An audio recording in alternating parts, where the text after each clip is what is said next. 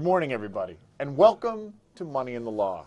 I'm your host, John Drohan, joined with your other host, Jay Marsden. Co-host. You're the co-host. Well, we're both hosts. No, but when you say I'm your host, it makes it seem like I'm like the I play the Ed McMahon role to your like, Johnny Carson. Aren't you like the? No, I wouldn't go that far, but you definitely like the humor. You're like you're the color guy. You're the straight man. I'm the color guy. Is that how it works? I don't know. I don't know. I wouldn't say. I think that sometimes you can be the straight guy.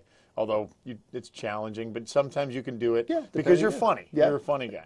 Yeah. But I always, whenever I ask people, like, hey, the people who've seen the show, I go, who do you think's funnier? I always ask them, and I won't say most of the time they say you. Well, no. I'll tell you right now. All right, growing up, when you look like this, if you weren't funny, you weren't going to prom. Come on. All right, so you gotta work. I'm telling you, you gotta work that. You gotta overcompensate. You know. We are joined once again by our pal Christian and the House and Cable Access TV. And just so everybody knows, you're listening to Money in the Law here on my FM 101.3, which is the show that talks about all things money and all things law in the form of a backyard barbecue. Now, it's January, so oftentimes the barbecue isn't out in the backyard in January. Lightly attended in January. Not as many people, however. Hardy souls. You can still grill out. A lot of people grill all winter. You a winter griller? Oh yeah, I am. I have to dig my grill out. My grill out. But yeah, I'll grill in the winter. Nice. Because I can. I have an overhang. I can pull it. Yep. But I have to move. It's a long story. But I have to move. But a lot of folks will, I do. I'll do all year. Yeah. My aunt and uncle who used to live in Charlestown on the side street, kind of your typical narrow, down the alleyway, up the stairs, the steps with I can see the monument from there. Yeah, twice as tall. Actually, you could right from the street. Twice, and the steps are like twice as tall as they are, wide. And they would grill all winter long, old school grill out on the porch. Like, sure, charcoal no big deal. Grill too. Not a gas. All winter long. Winter long. They loved it. So I'm a big winter grill fan because it makes you feel like it's almost. You're getting there. It's almost there. You're getting there. Yep. It's the ultimate It's the ultimate New England opportunist. Yeah. I mean, can I go back to one thing? Because you made a comment about that, and you implied that because you were not an attractive man, therefore you had to be funny. I mean, I'm not saying that you're not an attractive. I think you are an attractive man. However, the issue is as most people, unless you're watching on TV, Jay is in the beard stage. This is the after the Christmas to St. Patrick's Day. That's right. Or is it St. Patrick's Day or is it your birthday? No. I keep it until the rule is, according to my lovely wife, the rule is I'm allowed to keep the beard despite all of her objections because she can't stand the beard. I get to keep the beard, but the caveat is it must be gone by the time she wakes up the day after St. Patrick's Day. All right, so it's so every once in a while I'll find myself maybe out at some type of establishment that maybe St. Patrick's Day is a big time of the year for them. And one time I was out and I was in line the next morning at a coffee shop, and somebody behind me at the coffee shop tapped me on the shoulder, and I turned around and they said to me, "Didn't you have a giant red beard last night?" I said, "Yeah, as a matter of fact, I did. Just 7 short hours ago, I had one. Yes, but makes for a shaky shave the next morning. I will agree with your wife. It's awful, but you know what? Underneath it, beneath all the red crazy fuzz, he's not a bad look. He shines up okay. So he cleans up all right. That's good stuff. So like I said, you're on Money in the Law. You're listening to us because you want to find out about things that have to do with legal matters. Jay is an estate planning attorney, so we learn all about kind of estate.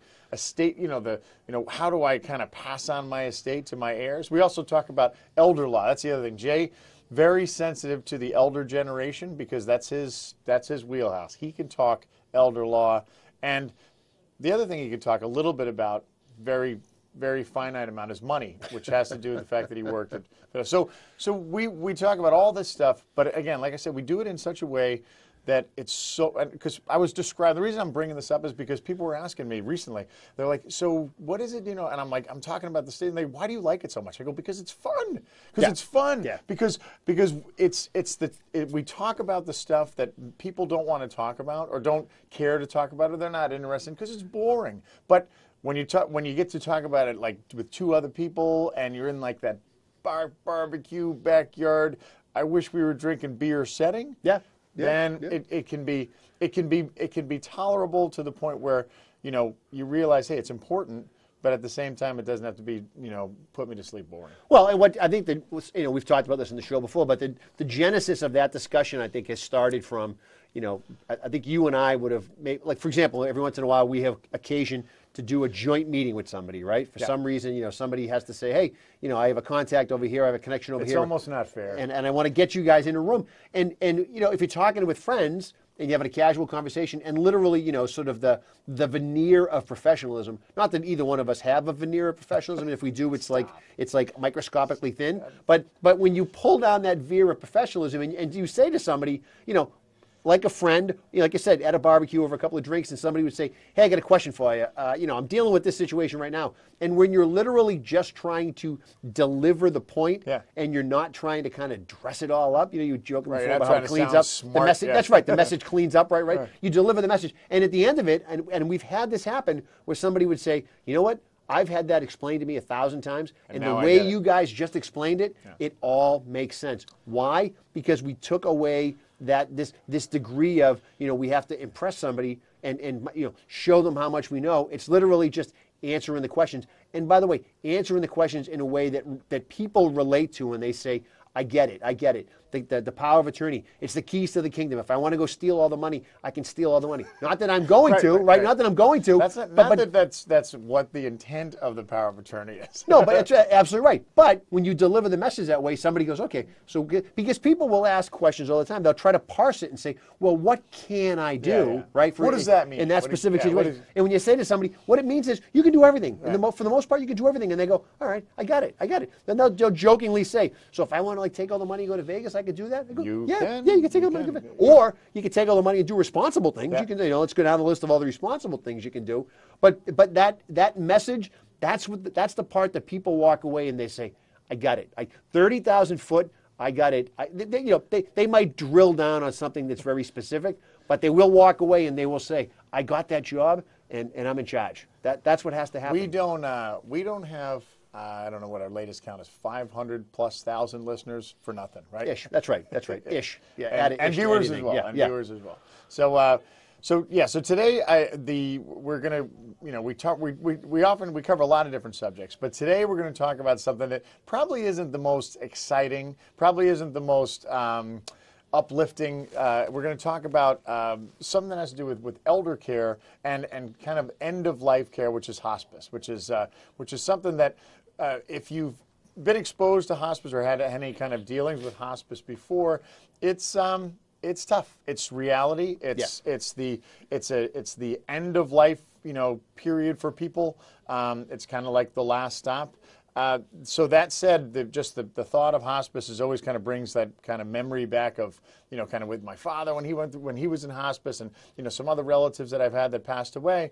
But then on the same hand, I think about that hospice experience and I think about how great it was, how truly great and how it made such a difference for that time period, for not only for my dad but also for us as well. So we're gonna and I'll tell you what prompted the discussion, or what prompted, we're always talking about ideas for the show. What prompted it was, and to your point, the understanding is that we've always tried to approach subjects that are important and that we think have real value and apply to people's everyday lives. But at the same time, we've tried to approach some of these darker topics in somewhat more of a lighthearted fashion. Not because we're making light of the situation, but because, again, we've always sort of talked about how this is when people actually remember it, because there's a degree of, we hope it's entertaining in the sense that people remember something about a topic, especially some of the darker ones that we talk about. And we recently posted an article on the Marsden Law Facebook page, right? A shameless plug right there, and it was about an experience that somebody had with hospice, and they were somewhat dissatisfied about the experience. I know you've been through it, I've been through it, and the other idea was that we always talk. Everybody always asks about the nursing home, right? It's the prevalent, it's the overriding aspect of a lot of the planning that we do, because everybody comes in and says, but what if I go to a nursing home for 100 years? Because that's what everybody's worried about. And this is obviously a much different path, if you will, and in many cases a much more finite path, but it's still something that, and I try to tell clients, look, let's not necessarily plan for something that might not happen, meaning you might not go to the nursing home, But guess what's going to happen, right? Yeah. At some point, we are all going to get to the finish line. Yep. How we get there, that's a different story. But some of the options along the way and some of the things that go into some of the care needs that may or may not happen as you prepare for this aspect of your planning. And people say, how does that factor into it? Well, it factors into it in a lot of ways because it alleviates a lot of issues. And a lot of the issues that we talk about are things that people are very much afraid of. Yeah. And so, again, dark topic, but we'll try to do it with some respect and some levity. We will balance respect and levity at the same. Yes. So which takes me to my first kind of, when I first found out like what hospice was, because when you're, you don't really know until you have to know. Yeah. So when I first found out about it, I was like, that's the stupidest thing I've ever seen, right? Like, I'm like, why do I need this? Like, how is this going to make any different? And I was thinking to myself, because I was over the age of 21 at that point, I'm like, why don't I just start drinking? Like, why don't I start drinking? Why doesn't everybody in the room start drinking? And why doesn't the patient, who in this case was my grandfather, who was not afraid to pull a cork, right? Why doesn't he, if he can, start drinking? And then we'll just kind of do this. And then, there's medication. And because I didn't get it. And I thought, there's medication, or there's self-medicating with other types of medication. I mean, there's a whole range. Yeah, there's a whole gamut of it. But I was like, I don't get it. I don't get, like, why do I have to put myself through this? And really what it is, or at least what it was to me, and kind of the first time and then later on with my father, it was one of those things where it's like, it was just as much to, because you see like your loved one suffering. You see your loved one kind of, and suffering, and my dad was pretty with it for close to the end. It's 10 years. It's 10 years this year. So he was pretty, lucent right up until the end. And I think that the whole hospice piece kind of helped him with that, because it's one thing if they're kind of out of it and you're like, well, and then you don't know, you kind of don't know like what's what's going on inside them. But I thought that's the one thing that I thought about, is that like for nothing else, it's calming him down. Yeah. It's making him like kind of less anxious, less worried, and by through the transitive property that made us less anxious and less worried, because I would put myself in his mind, and I'm like, if when this is happening, like you said, it's all going to happen. How it happens, you don't know. But when this happens to me, if I'm in a similar situation, I'm like, wow, I'm scared. I'm scared. I'm scared for a whole host of reasons. But it's like, hey, it's done. It's real. I mean, well, and just the concept. I mean, the idea that if you're helping somebody out with their health care, and you're involved in the care decisions and the actual care taking of somebody, and then all of a sudden somebody in the medical community says to you, they mention the H word, right? They throw hospice around. The reason that they're throwing it around is obviously the expectation is that your loved one or this person that you're close to and that you're helping out with, they're on the path. They're not going to recover. They're on their way to the finish line, unfortunately, right?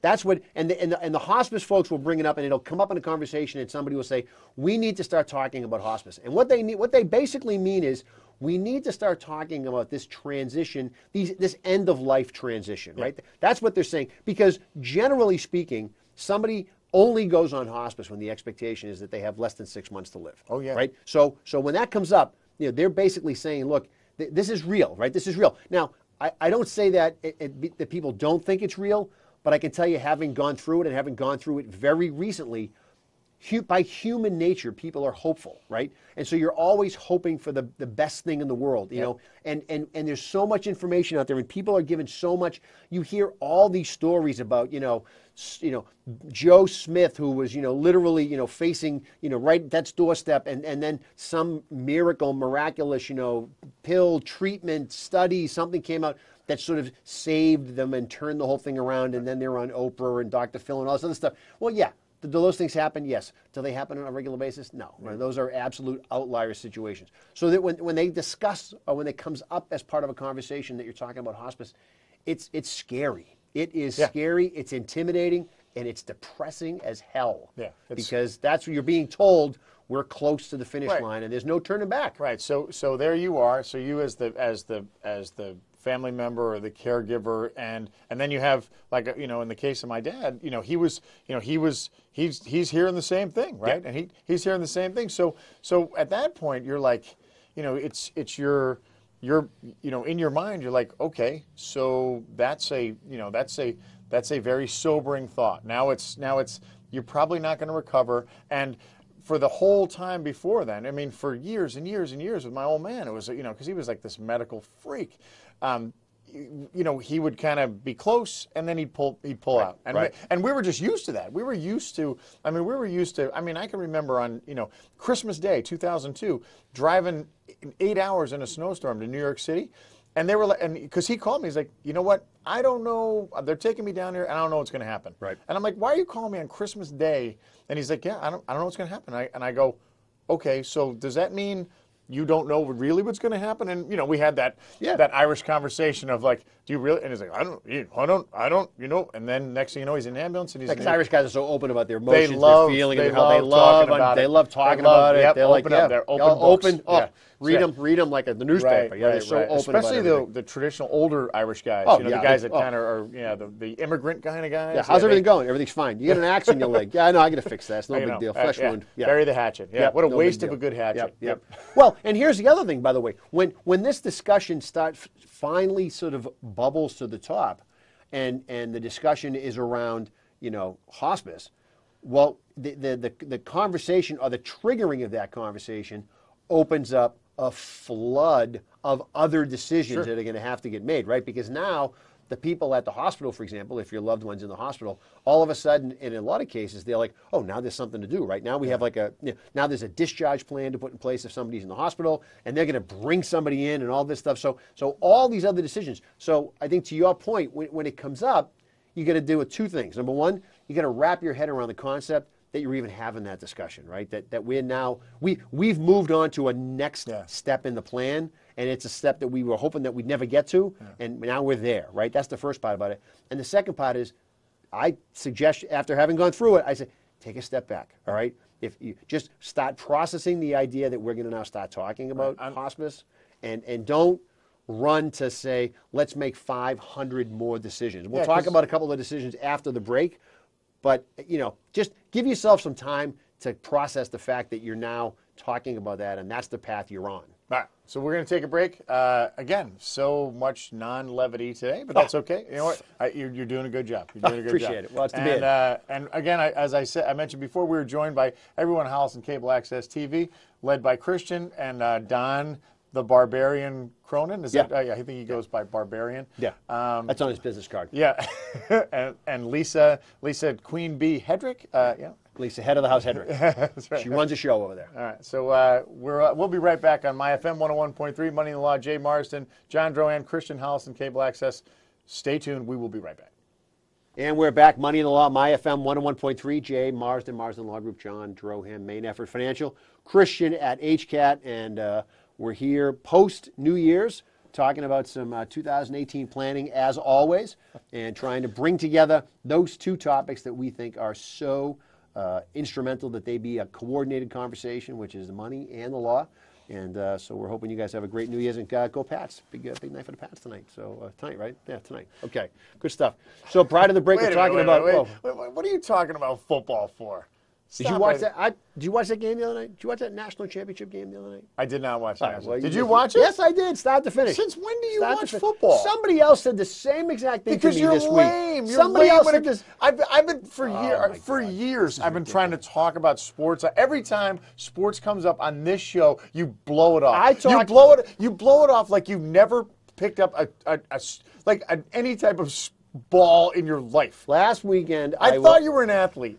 Last weekend, I talked about sports. I talked about all four of the games from last weekend at the office, and somebody at the office said the same thing. He said to me, I didn't realize you were a football guy. I said, what are you talking about? What are you talking about? You are not a football guy. Right. No, I'm telling you, no, right. You're not a football guy. I'm just telling you. What, you watched one national championship game, and now you're a football guy. One national championship game. I watched one. It's funny. I was talking to my daughter about football, and she's like, yeah, well, what's that soccer game on Saturday? I said, see, that's what happens now, right? Everyone's confusing it, right? The kids who played soccer their whole life are like, yeah, I watch football. My dad watched Premier League every Saturday, right? Great. See, this is, I mean, if you're a real fan, that wouldn't bother you. You get it. You're like, okay, you're talking about soccer, or football. So what are you saying? Our relationship has lacked a crucial element that you're now discovering? Every single, because remember the sports guys used to be on after us? Yeah, the sports guys. as soon as I'd see them, I'm like, those guys are going to talk about sports. I want to talk about sports. I want to talk about like football and softball and anything in like baseball. And you were like, oh yeah, it's great. Oh yeah, it's great. Like, I mean, seriously, like cold, a cold shoulder. You know, it is like getting blown off. Like, look, I don't like to wear my emotions on my sleeve. I'm a very introverted person. I like to keep certain parts of me very private. I don't like to share with anybody. You're a Patriots, so you like the Patriots? Yeah, I have an affinity for the Patriots. Yeah. I have an affinity. Yeah. You have an affinity. Yeah, that's as good as it gets. An affinity. All right, whatever. See, whatever. Well, it's another show. It's another show. I'm glad. I'm glad that you're a football. I'm glad I could share this part of me with you that apparently heretofore has been unmentioned. New to me. Okay, all right. So, if you want to talk football, come on. We can do money and the law and football. We'll do a show. We'll incorporate professional sports. I mean, I'll talk football with you. I mean, I'll probably have to explain a lot of stuff to you. What's going on, John? That's hurtful. That's hurtful. Why do they keep moving those chains? What's that all about? Why do those? How come every time those guys go 10 yards, they start all over again? I'm just kidding. I know. I mean, you're an athlete. Oh yeah, Jay. Yes, you are. Yep, yes, you are. Don't let anybody tell you different. Make no bones about it. No, that's right. Didn't you run a marathon? A couple times. I mean, but like, you were one of those guys that did like the. I'm going to train for like a week and a half, and then I'm just going to go run. No, you did that. I wasn't that guy. You did. I put the mileage in. You were a kid. I put the mileage in. I was no kid. I put the mileage in. 3 marathons, first 3 years of law school. That was the deal. Supposed to be 4, and then my daughter came along and wrecked everything because I mean it's hard, hard to train. Hold it against her. Yeah, I do. Yeah, hold it against her. Dad used to be a runner. Yep. Till you came along. Dad had a tinge of greatness there, and then all of a sudden you showed up, and that was it. My running career was over. So. All right. So prior to the break, we're talking hospice. Tough transition there, but we'll do it anyway because we're professionals. You did it. We're good. So talking prior to the show, talking about obviously the challenge, just mentally and emotionally, of hearing that that's the path that you're on. Now, once that discussion happens, for example, we use the hospital as an example. You're at the hospital, and the hospital says, "Hey, look, this is the plan. Based on where we're going here, it's a hospice situation." Now, people ask about hospice all the time. Generally speaking, hospice care is covered by Medicare. Okay, Roger. That's why you don't hear a lot of people planning for it, if you will, because there's nothing to really plan for, right? It's covered by, for most folks who have Medicare, it's covered by Medicare. Again, everyone's always worried about the nursing home piece of it because that's not covered. Hospice covered by Medicare, so cost never really becomes an issue with it. But what does become an issue is how you're going to handle it, right? And there's, in many cases, and I don't know your specific situation, but there's sort of 2 ways that you can go with hospice. One way you can go is you can have somebody whose care is that compromised go to a hospice house, right? They're going to actually go to a facility, right? Which is different than a nursing home. Yeah, different than a nursing home, that's right. It's not a nursing home. And the folks in that type of environment, in a hospice setting, their job is basically care and comfort for your loved one or the individual as they basically, transition to the finish line and take them through that process. And you don't have to be the actual sort of hands-on care provider. The hospice folks will handle a lot of that. They'll handle medications. They'll handle pain management. They'll handle the care and the comfort and sort of managing that whole process. And as the loved ones, you guys get to sort of go to, just like they would in any facility setting, you get to go and spend your time with your loved one, and the hospice folks manage all that. Yeah, and that's, in just for my own personal opinion, that's option number 2. Well, I mean, again, if you have to do it, if your situation dictates that you have to do it, then that's what I would do. And great, there's some pluses and minuses to it as well, because hospice doesn't necessarily. I mean, hospice could take a long time. It could take 4 to 6 months, right? Yeah. You could take, and that's different than like 3 weeks or 2 weeks or So if you're prepared for it, and when I say option 2, the other option that Jay's going to say, because we think very similarly, is that you can do this at home, right? Correct. So you have your home option, which is what we did, and that's kind of, in the perfect world, that's great, because then your loved one gets to be home as opposed to being somewhere else, and they. Right, but for folks who look at the options, I mean, remember, you in many cases you're somewhat of a passive observer, right? I mean, you're sitting there if somebody's in a hospital and you're in a hospital room and you're watching all these medical professionals come in and do all this stuff, right? And they speak a language that you don't speak, right? So the idea of somebody saying to you, hey, guess what? Here you go. Here, let me call you a cab. Take them home and do all this.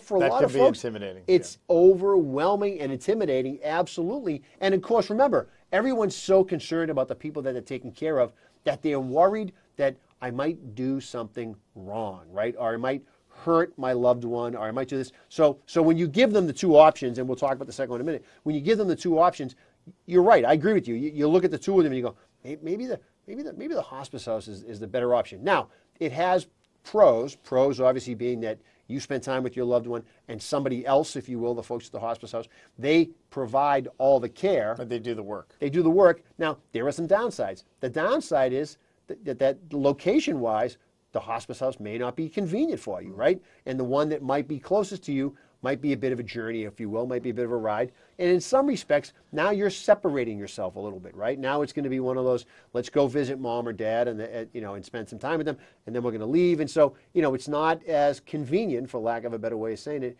as it might be if you look at the other alternative, which is, and it's probably the more common alternative, I think the experiences that you and I have had are the same, that somebody comes home, right? And the doctors or the hospital says, hey, look, you're going to bring your loved one home. You're going to bring them home, and we're going to set them up. And then that's when that idea of, because they'll discharge somebody from the hospital and take them right to the hospice house, or they'll discharge them from the hospital and they'll bring them home. But before they get them home, guess what you're going to have set up at your house?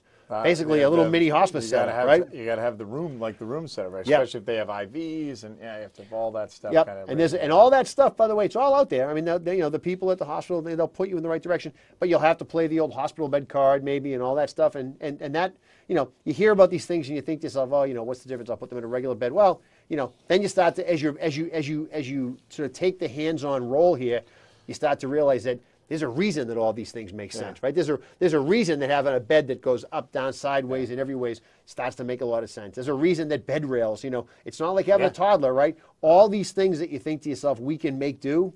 It's like your dad's always tell you your whole life, let the tool do the work, right? That's what you're doing in this situation. There's a lot of things that you'll have access to that will help you manage this care. It's a comfort level too, right? And that's the other thing is like when you're talking about hospice in its true purpose is to provide comfort, provide as much comfort for all the parties. So if you're like you said, if you're dealing with substandard equipment because you don't have the good stuff, or you don't have, then it's like, wow, if you're the patient, you're like, look, it was a lot easier to do this in the hospital. It was a lot easier to do this or it looked a lot easier, right? Yeah. When I was watching them do it in the hospital, it didn't seem like it was that big a deal. Right. If they have to get in and out of bed, if they have to use a pan or whatever, like they say, oh, this is a whole lot easier to do back there.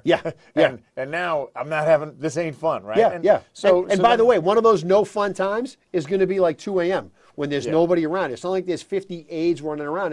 To your point, it's on you. It's on you're doing the work, right? You're being the comfort giver. So right. But then on the other hand, you're like, well, and it's not easy, right? You're like, so if I'm going to be the comfort provider, then by definition, I'm going to be there for that whole time, right? Yeah. So that's a part of it where, if you're ready to do it and you're ready to kind of take that responsibility on, then I know that's why we did, and we had there was a lot of us, so so it wasn't just one person, but we were like, hey, you know what? We're going to do this because this is it. Yeah. And so so we talk about it all the time. Like if I could, if you could get 10 more minutes with your father, like you'd be like, oh, I'd give anything for it. I'd pay all the money in my 401k, but so when you're kind of running out of time, then you kind of make that work in order to be able to spend as much time with it as you can. Well, and that's kind of what, that for us, that was kind of the,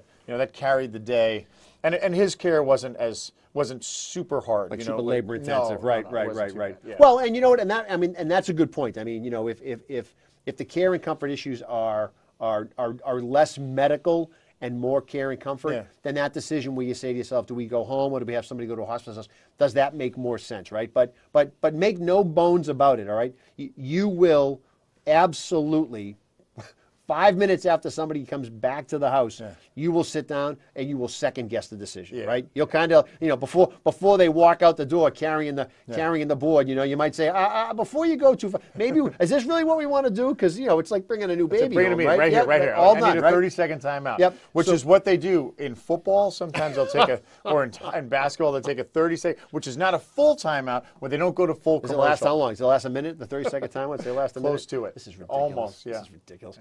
So when that happens and somebody comes home, it's overwhelming. And you are going to say to yourself, can we do this? Can we do this? The answer is, yes, you can. Of course. Yes, you can. Because you're doing it for all the right reasons. Now, you mentioned if you have a couple of people, that are all pulling the rope in the same direction, then obviously that's extremely helpful, right? And in our situation, what we did and what I find very helpful, and this is going to sound kind of weird at first when we explain it, but you'll understand it after we kind of talk it through. Here's what's not helpful, okay? If there's 3 siblings, okay, what's not helpful is all 3 of you doing everything all at the same time. It reminds me of a great story. Right? Remind me to tell you the fun I will. Okay, I will. But that's, at first, that's what's going to happen because everybody wants to help. But believe me, everybody's got to basically pick a shift, right? Exactly. Because having everybody helping all the time. Everybody wants to help, right? Yeah. That's right. Now, then what happens when everybody wants to help all at the same time is guess what? Everybody's going to run out of gas at the same time. That's exactly what I was going to say. Everyone's battery is go, drained. yeah. Let's hey, see you later. My old see man, you later. right? Yep. Right. I'm all tapped out. You're tapped out. I need a drink. You need a drink. Let's get out of here, right? So, let's go to a restaurant. Christmas Day, 2002, right? I told you that. I told you the drive down. So my old man is in. Just a quick background on my dad. So he had a heart transplant in 1984. He's 26 years post-transplant. I had an incredible run. He got sick, and he got this pneumonia, and, for guys who are immunosuppressed from transplant, like a pneumonia that you and I would never get, right? So he's going down for the count, where they're like, hey, we can't treat you in Danbury Hospital. We need to send you back to New York. So he goes to Manhattan, and he's in Columbia Presbyterian, which is where he had the surgery. So I have to drive down, so I get down there, and my brothers and sisters and my mother are all there. So they were in Connecticut, and they were all there. So I get there. And we're like, okay, so let's make a plan. And the plan was we're going to have somebody with him because, like I said, it was very touch and go. Sure. So we're going to have somebody with him the whole time. So I've just driven like 8 hours because it was a snowstorm. I stopped 5 times to help push people like on the Sawmill Parkway just so I could get by. Right? It was insane. So we're all there, and I'm smoked, and my sisters are all, they've driven, my brother's driven, my mother's like kind of went down the ambulance. So we're like there. I'm like, okay. All right, let's go. We'll let's set it up. My mom's like, okay, tell you what, I'll take first shift. And I'm nice, like, yeah, Mom. I'm like, great. So my mom takes the 7 to 9 shift. Yeah. Right. They just had dinner, and meanwhile everybody else is like, all right. And then it turns out that I end up getting like the 1 o'clock in the morning shift, and I'm like, I'm so, I didn't think about it till later on. It's funny to tell the story, but like, the whole shift work, it was crazy. Yeah. Well, and so we did this. We took different shifts. We did the same thing, right? So we all live pretty close. So what we would do is we would all take a couple of days, right? So like my sister, who had a crazier schedule than I had, she would take like the Sunday night to maybe Tuesday, Wednesday-ish schedule. And my other sister works for the airline, so she'd come back and she'd take the Wednesday to like Friday shift. And then I'd roll in Friday night after work, and I had the Friday to Sunday night shift, right? And that's how we did it. And then and my mother was there all the time, right? So we were there all the time. And to your point, I mean, there was always, to a certain extent, there were always 2 of us, maybe even 3 of us around for a little bit of a window. There was an overlap. I will absolutely say with 100% certainty that when it was shift change time, in the beginning, it was like, you hang around for a couple of hours, yuck it up with your sibling, right? At some point, as you move through the system, and it time clock. Yeah. It was like walking out of the door at Ford, right? You up, shifts over, the whistle blew. You heard a yabba dabba doo. That's right, right down the dinosaur's tail, and out the door we went, right? You're on, right? And I'll tell you something. When it came time, like you recognized as you were going through it, when your patience was running a little thin and you were running out of gas, and you're looking at the clock, right? And God forbid one of your siblings calls up and says, "Hey, I'm running a little late today." Yeah, right. You're Thanks, like, pal. "Look, I'm out. I'm out. My shift ends. I am off the clock at 5, right? I might be there at 7. 7 ain't gonna cut it, right? Yeah, 7 is not enough. So there was a lot of there's a lot of joking about that, but essentially when you bring somebody home, That's the transition, particularly in the hospice situation. That's right, and the hospice people, they're support, right? So make no mistake about it. The expectation is that you guys or your family or your loved ones, you're going to do the bulk of the care. Yeah, the hospice does the tricky stuff. That's right, that's right. So it's not like you're sitting around the house and then there's people traipsing through the house to do all the things that you're supposed to do. And I mean, they will give you that support, right? They will give you, you'll have an aide will come in, every couple of days to help out with some of the personal care issues and some of the things that you look at and that you've been doing some of, but and you'll get really good at it, but they'll come in and help you out. And then the big guns come in. Then they send a nurse in, right? Yeah. And that's like, oh, thank God the nurse is here. Because everybody thinks that the first thing that they're going to do is they're going to off somebody by making a mistake, right? And the nurse shows up, and you're like, oh, thank God the nurse is going to come in, and they're going to tell us all the things that we're doing wrong, and we can take a break. And the nurse is there. They're there to manage how good a job you guys are doing, right? They're going to talk about it. They're going to tell you. They're oversight. That's right. They're the overwatch. They're management. They're supervising. That's right. Right? They're not hands-on. They're not putting gloves on. Nope. And they'll help you out and they'll answer questions, but they usually carry more clipboard than stethoscope, right? They're coming in to check out and make sure everything's going on. Yeah. Now, here's another thing that's going to happen as part of the process that you're not even going to expect. All of a sudden, they're going to introduce a social worker. Ooh. Okay? Now, that's right. People say, well, why would the social worker be involved? Well, remember, you've agreed to take on the responsibility of taking care of somebody, right? Taking care of somebody in a somewhat challenging situation, right? This is not like, keeping an eye on them on vacation, right? This is some heavy duty work. So the social worker is going to come in and they're going to ask what you may interpret as arguably very invasive questions, right? Because they're going to want to know, what's the dynamic? What am I dealing with here, right? And so, what does this picture look like as far as like who, how does everybody get along? Who's gonna, is there something that, is there some other thing that people are bringing, some baggage that's kind of showing up? Is there what we call a dynamic that we need to be sensitive to? And what's the dynamic's name, right? Is the dynamic your brother, your sister, your aunt, your uncle? Now again, remember, right? We've joked on this show a million times, right? Families and money and health and care issues, that all brings out the dynamics potentially that brings out some potential issues. So now remember what we're talking about. We're talking about a loved one who's on the path to the finish line. If there's a dynamic, it's there. It's coming. It's there and it's there. And it potentially is there. It could all flare up the time. Yeah, that's right. That's you right. may have a bit of a flare. It might be a dust up. Let's take a quick break and then we'll come back and we'll finish this conversation and you're doing a pretty good job of levitating it. Yeah. I will give you that. All right. This is Money in the Law with Jay Mars and John Drohan on My FM 101.3, also on the Hollis and Cable Access TV, HCAT. We'll be right back talking about this great subject of hospice so enlightening and Jay's football career. We'll be right back. Go. And you're back, Money in the Law, My FM 101.3, Jay Marsden, Marsden Law Group, John Drohan, Main Effort Financial. Christian, rocking the console back there at the comm. And we not are... really a console, it's like just in a chair. It's like an old JVC. Yeah. It's like an old, one of those Sony handy cams he's got, Right. Yep, that's right. It's a good cam, though. Yeah, it's good, it's good. It's HD. Pops a VHS tape right in there. Puts We're ready to roll. 10 pounds on you, though. Yep. 10 pounds. Yep, throw a Betamax tape in there, off we go. Speaking of 10 pounds, this is a big year for you, isn't it? What?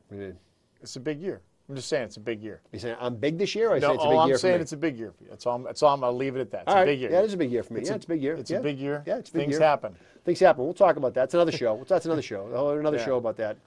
Prior to the break, time marches on. Time does march on. Time marches on. Prior to the break, we're talking about hospice care and just try to get a sense of it for folks who have often wondered what it looks like from the outside, and we both have firsthand experience with it, and trying to do it in a way that leaves you with a couple of things to think about. But if you should unfortunately ever be faced with it, at least you kind of have a sense of what the glide path, to use your word, looks like.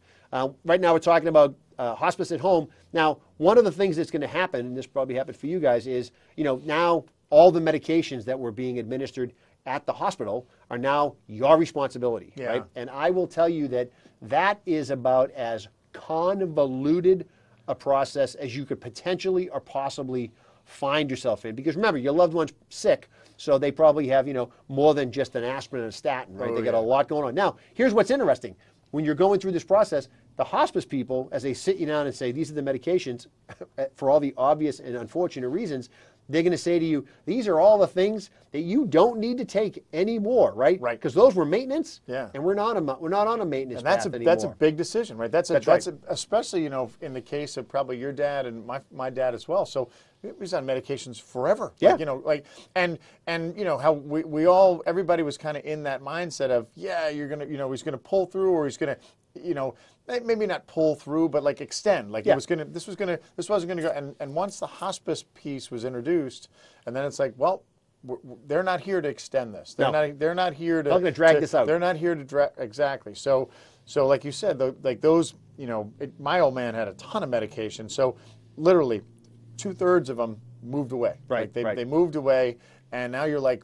And knowing full well that these were the ones, I mean, like I said, he had a medical keeping them going for years, for over 27 years, and so and all of a sudden, like, he doesn't take that anymore. And for him too, he's like, where's my cyclosporin? Where's my And once that happens, then that was like a big reality check for us as well. That's exactly right. Think about what they're saying, right? The doctors are saying these are all the medications that you were using to keep yourself going, and we are making an active decision right here to say we're no longer using those.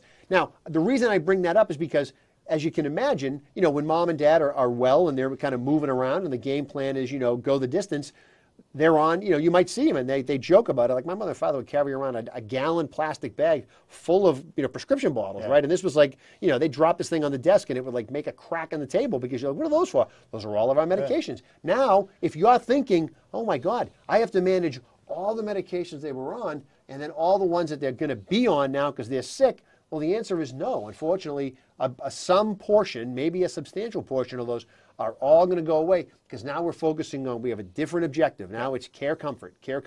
Now, as part of this, they're going to give you, the sort of the magic bag, right, or the magic pouch that's going to have a lot of very heavy-duty medications in there that are specifically geared around care and comfort. The hospice people will guide you through that process. That's their wheelhouse. That's their baby, right? And they will tell you, and they'll give you all the instructions. But they'll give you an 800 number. They'll give you a 24/7. I need to get a hold of somebody, and it'll be a nurse or it'll be a doctor. And so they again will provide that support.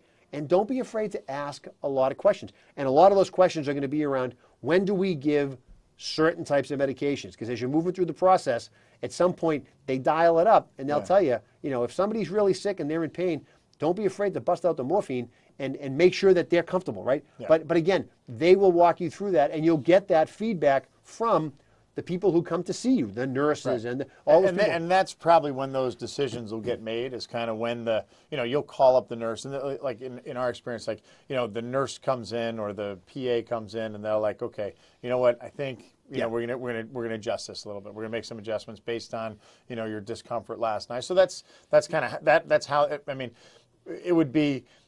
Although my mother, who's a nurse, she would have been very comfortable kind of making any adjustments she had to. But it was like, that's something that you don't want to.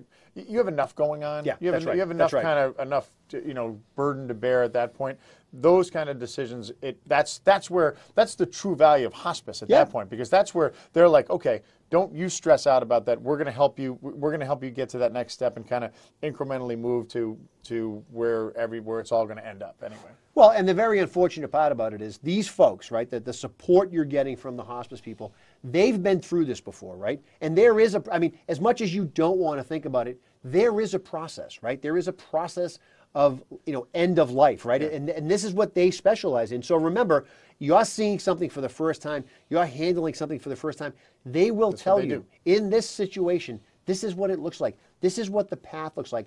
And I'm telling you, you don't think that they are as good at it as they are. They're good. Yeah. They know when they give you a range and they tell you this is what's going to happen, and when this happens, this is what's expected to happen next. It's absolutely going to happen. And they give you a ton of support material.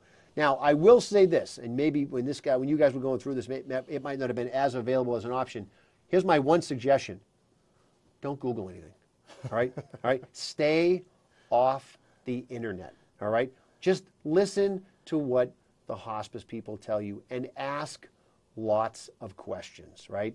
Stop Googling all this other crazy stuff because there's a lot of information out there. Yeah, there's a lot of information. There's a lot of information, and you know, and you want to work with the people you work with. And by the way, you will have a decision when this whole thing unfolds.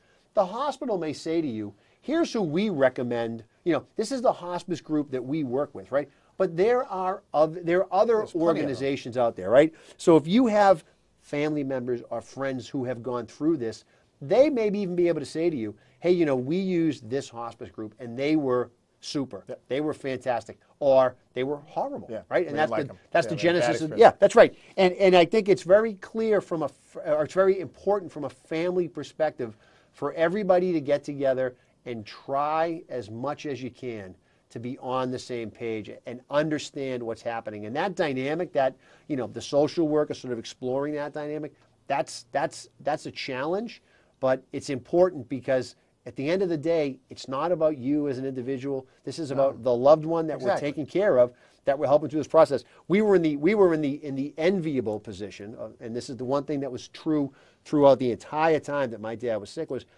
the social worker came in and she said, so basically, you know, who were the players and kind of what's going on, right? And, who's the smartest? Well, they didn't say who's the best looking. They didn't say that because it would have been me, right? So what they said was, look, you know, so who, you know, what's your plan, right? Do you guys? And we said, look, here's what's going on. You know, obviously my mother's here 24/7 because we're at my mother's house, and my sister's on this schedule, and so she does these days, and I do these days, and then, oh, by the way, I'm an elder law attorney, and I'm a little bit in the business, and my sister used to work for a doctor, and she's handling the medications. And we go through this big, long explanation, and at the end of the whole thing, and this is, again, you know, God bless my parents because they put the team together the right way, that the social worker says to us, I got nothing. Yeah. I got nothing. She said, I never see this. I never see this, no right? Reason. Yeah. Nobody's dropping the gloves. Nobody's fighting. Nobody's screaming. No one has to be in control, has to be in charge. So, you know, again, if as long as everybody kind of understands what's going on, not to say that it always works that way, tensions will run high. No. Everybody gets tired. You know, it's a lot of work, but it's also, at the end of the day, if this is the path that you choose, you arguably can look back at the end of the whole thing and say, you know what, this worked out. We did the right thing. You know, this is what a lot of people's wishes are. A lot of people don't want to be in some nameless, faceless facility surrounded by people that are maybe acquaintances at best. They want to be home, surrounded by their loved ones, in their house, in their family. I mean, like the clock's running for me right now. Why do I want to spend the whatever amount of minutes I have left with people that I don't really know or don't particularly care about? Now, remember, when somebody comes home like this, what also happens is people who aren't on the team, they're coming. Yeah, the door is open, right? And they need to. And that's right. They need to. And so that, you know, that's a great point. You know, as part of the overall plan, you have to accommodate for that. You have to accommodate for that for your loved one, but you have to accommodate for that for their lifelong friends and for family members. I mean, that's what's going to happen. And you know, the one thing about the one saving grace, if you will, about hospice is that when someone's in a hospice situation and they're still okay, they're still like, you know, they're like, you know, like mentally they're still okay. Yeah, still with it. Yeah, you know, they're still with it. You have the luxury, if you will, of being able to say goodbye. Yeah. You know, and being able to kind of close the book with like your loved ones and with your friends and your family, where, you know, in many cases, you know, you have sudden people pass away suddenly, and you don't get that option. That's right. You don't have to worry about hospice because there's no, you know, they died suddenly, you know, whatever. So this is one of the things where, as hard as it will be, as hard as and emotional and draining on everybody, you know, to include your loved one, it's also a blessing in that you get to say goodbye. That's right. And people get to say goodbye. Their friends, and that for us, that was a big part of it. It was a big part of it, and it was a good part of it. That's right. It was a good part of it because, just like, I mean, we've all been to funerals, we've all been to wakes, you know, like whatever always happens at the end of a funeral. You're always chatting, you're always talking, you're always kind of yucking it up and reliving some great memories, laughing about a bunch of stuff. As sad as it is, you know, when people come and visit, you know, when your loved one's in hospice, you also get to see them. You get to see them with your, you know, like I can remember my father has some like some lifelong friends, you know, some maybe probably 5 or 6 guys that would come in, and you're like, it's moving to see them That's right. with your dad. So as hard as that is, it's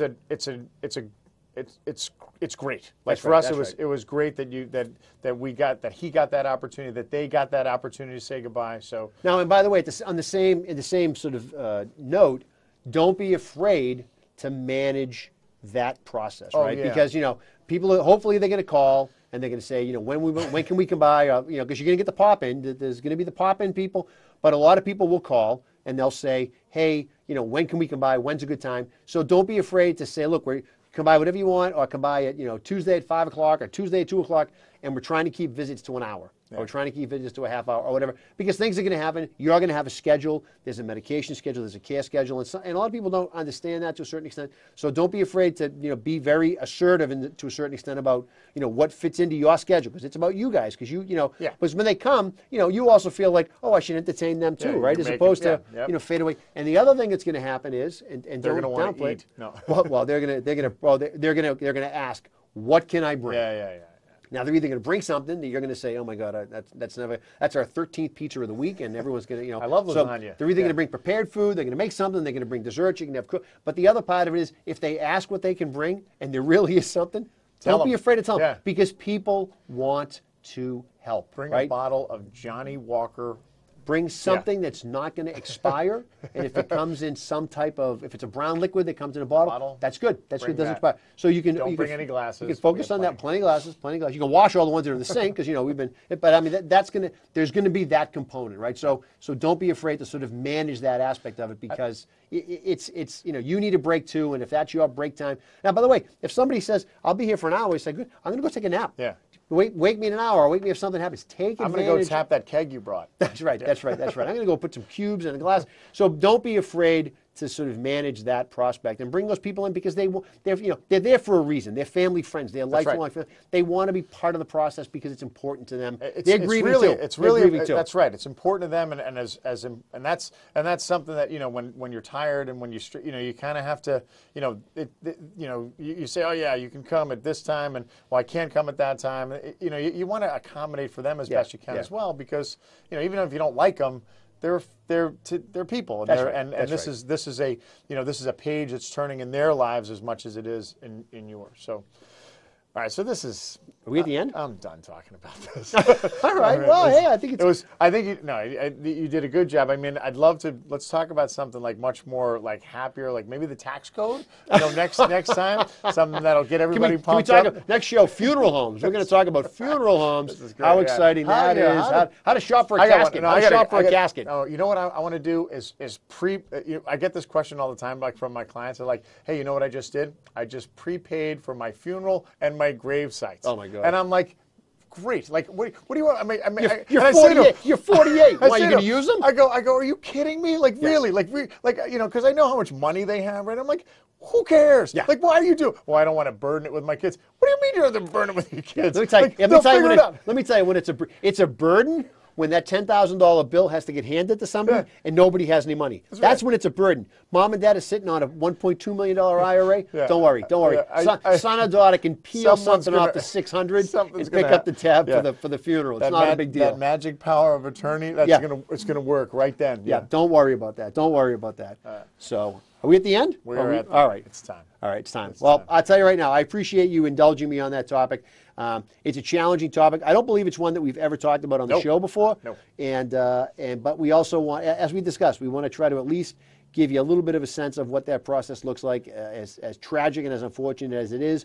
But at the same time, good advisors give you information that you may or may not want to hear, but helps you make better decisions. And that's what a good advisor does for you. So.